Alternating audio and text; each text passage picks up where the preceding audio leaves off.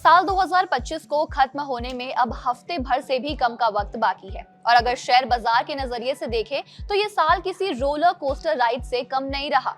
निवेशकों के लिए 2025 काफी उतार चढ़ाव भरा रहा। 2025 एक ऐसा साल रहा जिसने निवेशकों को कभी खुशियों से झूमने का मौका दिया तो कभी अचानक आए उतार चढ़ावों ने धड़कनें भी बढ़ा दी। जहां एक तरफ निफ्टी मेटल इंडेक्स ने 52 हफ्तों का नया रिकॉर्ड हाई बनाया और टाटा स्टील जैसे शेयरों ने निफ्टी से 3 गुना ज्यादा रिटर्न दिया, तो वहीं दूसरी ओर पीएनबी जैसे बड़े सरकारी बैंकों में आए नए घोटालों ने बाजार को चौंका कर रख दिया।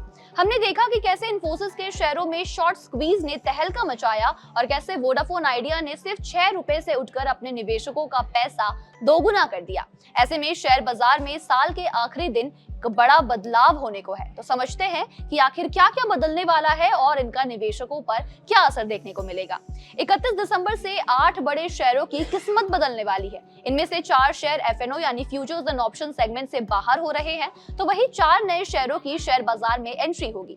आम निवेशकों के लिए ये बदलाव बहुत क्रूशियल होता है क्योंकि एफएनओ में शामिल या बाहर होने से शेयर की लिक्विडिटी, वोलेटिलिटी और ट्रेडिंग पैटर्न पर काफी गहरा असर पड़ता है। इसी वजह से इन स्टॉक्स में पहले से ही हलचल तेज हो गई है। इस लिस्ट में स्विगी और वारी एनर्जीज जैसे बड़े नाम शामिल हैं। ऐसे में अगर आपके पोर्टफोलियो में ये शेयर हैं तो ये जानकारी आपके लिए बहुत जरूरी है क्योंकि अब इनमें ट्रेडिंग का तरीका पूरी तरह बदलने वाला है। सबसे पहले बात उन शेयरों की जो 31 दिसंबर से एफएनओ की दुनिया को अलविदा कह देंगे। ये नाम है एचएफसीएल, एनसीसी, टीटागढ़ रेल और सीएंट। अब समझते हैं कि आखिर इसका मतलब क्या है।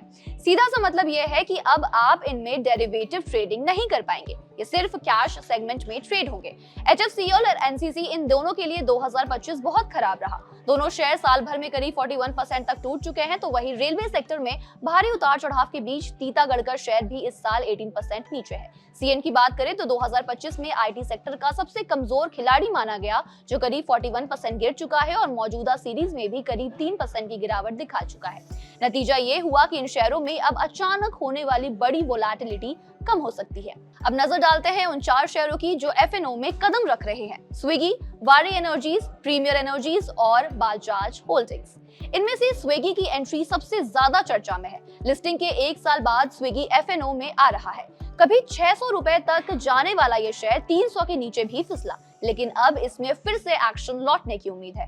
फिलहाल इस महीने शेयर करीब 5% बढ़ा है, लेकिन साल भर में अब भी करीब 26% नीचे है। एफएनओ में एंट्री के बाद स्विगी में वोलेटिलिटी और ट्रेडिंग एक्शन काफी हद तक बढ़ता नजर आ सकता है।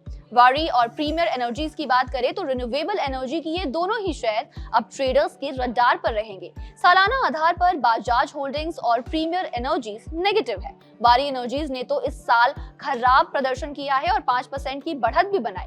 नतीजा, एफएनओ में आने से इन शेयरों में ट्रेडिंग वॉल्यूम बढ़ेगा, लेकिन साथ ही इनमें उतार चढ़ाव भी बहुत तेज हो सकता है। निवेशकों के लिए इसका मतलब क्या है वो समझते हैं। एफएनओ में शामिल या फिर बाहर होना किसी शेयर की क्वालिटी का सर्टिफिकेट नहीं होता, लेकिन इससे शॉर्ट टर्म मूवमेंट जरूर बदलता है।